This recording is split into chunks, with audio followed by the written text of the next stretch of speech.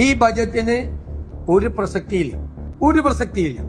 ഇത് നടപ്പാക്കാൻ പോകുന്ന ബജറ്റല്ല. കേരളം കണ്ട ഏറ്റവും നല്ല ബഡ്ജറ്റുകളിലൊന്നാണ് കഴിഞ്ഞ ദിവസം നടന്നത്. എല്ലാ മേഖലയിലെയും മനുഷ്യരെ തൊട്ടറിഞ്ഞ ജനകീയ ബഡ്ജറ്റ്. ഇത് ഞാൻ പറഞ്ഞതല്ല, കഴിഞ്ഞ ദിവസം മനോരമ നടത്തിയ പോളിൽ ഇന്നാട്ടിലെ ജനങ്ങൾ പറഞ്ഞ കാര്യങ്ങളാണ്. പക്ഷേ ഈ ബഡ്ജറ്റിനെ സ്വീകരിക്കാത്ത ഒരേ ഒരു വിഭാഗം മാത്രമേ നിലവിൽ കേരളത്തിലുള്ളൂ. അത് കേരളത്തിലെ പ്രതിപക്ഷമാണ്. ബജറ്റിന് ഒരു പ്രസക്തിയില്ല. കേരളം ഏതൊക്കെ വികസന പ്രവർത്തനങ്ങളുമായി മുന്നോട്ട് പോയാലും അതിനെയൊക്കെ തുരങ്കം വെക്കാൻ മുന്നിൽ നിൽക്കുന്നത് ഇന്നാട്ടിലെ പ്രതിപക്ഷമാണ്. വയനാട്ടിൽ പെട്ടെന്ന് എത്താൻ വേണ്ടിയിട്ടുള്ള ടണൽ പ്രോജക്ട്, അതിനൊക്കെ ഞങ്ങൾ എതിർക്കും, ശക്തിയായി ഞങ്ങൾ എതിർക്കും, ഒരു സംശയമില്ല. ഇതാദ്യമായല്ല. കഴിഞ്ഞ തവണ ബഡ്ജറ്റ് കഴിഞ്ഞ ശേഷവും ഇതുപോലെ ആരോപണങ്ങളുമായി വന്നത് അന്നത്തെ പ്രതിപക്ഷ നേതാവ് രമേശ് ചെന്നിത്തലയാണ്. കഴിഞ്ഞ സർക്കാരിന്റെ കാലത്ത് അന്നത്തെ ധനകാര്യ മന്ത്രിയായിരുന്ന തോമസ് ഐസക് പ്രഖ്യാപിച്ച ബഡ്ജറ്റിലെ പ്രധാനപ്പെട്ട ഒരു വികസന പദ്ധതിയായിരുന്നു വിഴിഞ്ഞം തുറമുഖം. ആ പദ്ധതി നടപ്പാക്കില്ല എന്നാണ് അന്നത്തെ പ്രതിപക്ഷ നേതാവായിരുന്ന രമേശ് ചെന്നിത്തല പറഞ്ഞത്.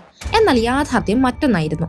അതിനുശേഷം ഭരണത്തിൽ വന്ന രണ്ടാം പിണറായി സർക്കാർ നിശ്ചയിച്ചതിലും 17 വർഷം മുന്നേ ഇന്ന് വിഴിഞ്ഞം പദ്ധതി യാഥാർത്ഥ്യമാക്കിയിരിക്കുകയാണ്. അടുത്ത ഘട്ട പ്രവർത്തനങ്ങൾക്കായി 100 കോടി അനുവദിക്കാൻ ഈ ബഡ്ജറ്റിൽ തീരുമാനവുമായി. അപ്പൊ എന്റെ സതീശേട്ടാ, ഈ പറഞ്ഞതൊക്കെ വെറും വാക്കല്ലെന്നും ഒരു ഇലക്ഷൻ ഗിമ്മിക്കല്ലെന്നും ഈ നാട്ടിലെ ജനങ്ങൾക്ക് നല്ല ധാരണയാണ്.